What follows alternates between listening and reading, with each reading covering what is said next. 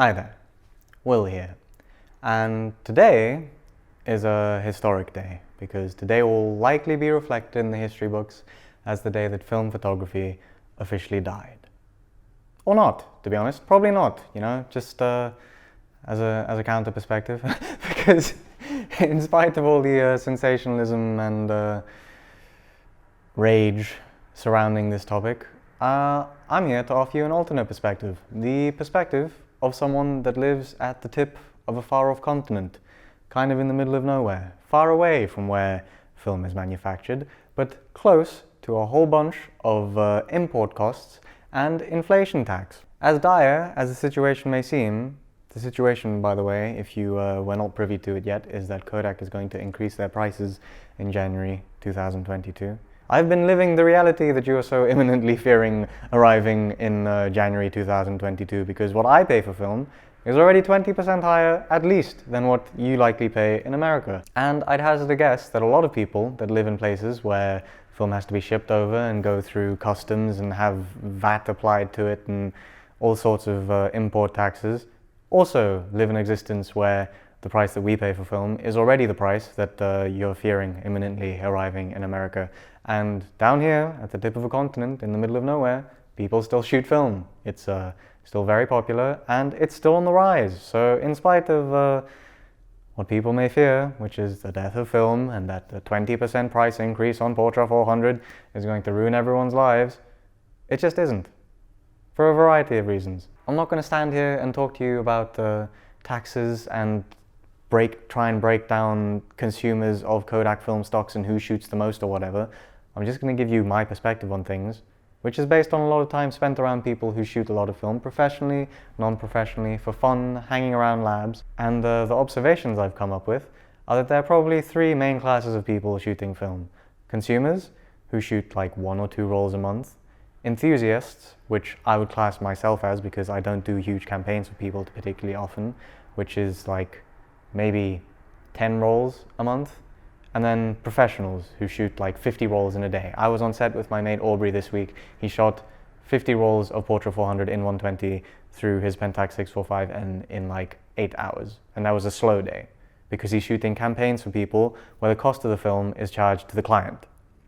Anyway, I mention this because in my eyes, and from what I can gather, the majority of people consuming film are consumers and pros. And on the pro end, it's the client that's paying for the film, so the price increase doesn't really mean anything. If it's a client that's paying someone to shoot film, they're already thinking, wow, film is a whole extra cost as opposed to digital, and they're prepared to pay whatever the cost is, even if it goes up 20%. And at a consumer level, which is the people shooting 1 or 2 rolls a month, it isn't really that big a difference if you're paying 20% extra for a roll of film, because you're shooting 1 or 2 rolls a month. And those are the two main classes of people that I would hazard a guess support the film industry, to be honest. The enthusiasts, like likely you and I, because if you're watching this video, you're probably an enthusiast, we're kind of stuck in the middle. And being stuck in the middle means that it's probably going to hurt, the 20% price increase, but that if you or I decide to stop shooting film, it's not really going to hurt Kodak's bottom line. The people that are making the amount of money that impact the huge corporation of Eastman Kodak are the pros and the consumers. And you're thinking to yourself, I'm sure, but wait, he just said that consumers shoot like 1 or 2 rolls a month, and I'm an enthusiast, I shoot 10. And yeah, that's true, you probably shoot more film than the average consumer, but the consumer outnumbers you, my enthusiast friend, 100 to 1. So if there's 100 consumers happy to pay a 20% price increase on whatever film stock it is they like to shoot, then the enthusiasts are just going to get left by the wayside. And it sucks. I'm not stoked to have to pay more for film because like I spend all of my income, which I earn assisting and retouching on film and making these videos at this point. I don't earn anything from putting these videos out on the internet, in spite of what some people may think. And having to pay 20% extra for a pack of Portra is going to hurt my bottom line. This is like 3 years worth of my film shooting, this lovely pyramid of film, and it's going to suck for the enthusiasts that the price is going to go up.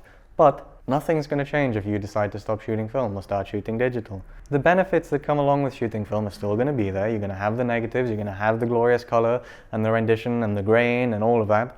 It's just going to cost 20% extra. So maybe as a suggestion, I'm not trying to point fingers at anyone, shoot a bit less film. If you shoot 20% less film, you're still going to be able to make the exact same photographs you make now.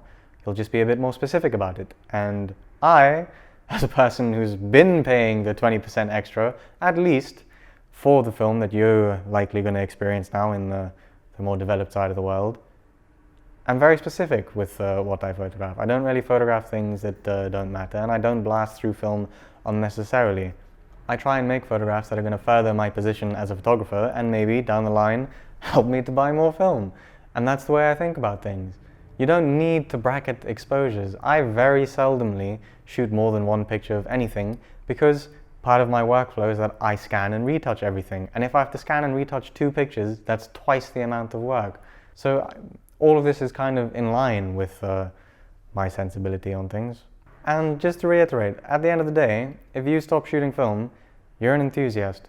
You really aren't making that massive an impact on Kodak's bottom line. So if in protest you stop making photographs or shooting film, it's not going to change anything.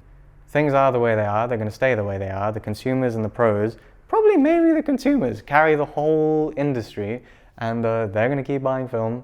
If you stop buying film, the only person that's really going to suffer is you, because I'd assume as a person who's already paying a pretty high premium to shoot film, you quite like doing it.